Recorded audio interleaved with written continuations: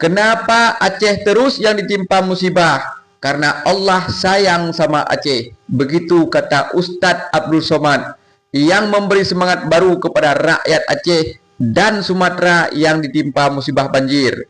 Iya, setiap orang beriman pasti akan diuji. Jadi, buat kalian-kalian yang mengatakan Aceh memang dilaknat, tidak disayang sama Allah, itu terbantahkan. Kenapa? Setiap orang beriman diuji sebagaimana ketebalan imannya. Orang yang paling banyak ujian itulah orang yang paling beriman. Nabi-nabi, para anbiya. Jadi teman-teman, jangan menghujat orang Aceh yang terus kena bencana dari masa Belanda, masa DOM operasi militer, masa tsunami sampai sekarang.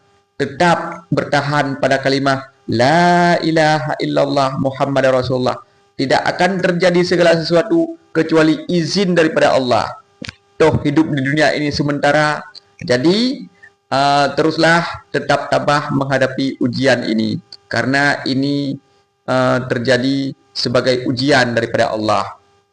Jadi teman-teman, orang Aceh memang sudah teruji dari dulu. Mungkin kalau di tempat lain, imannya sudah goyah ya kan.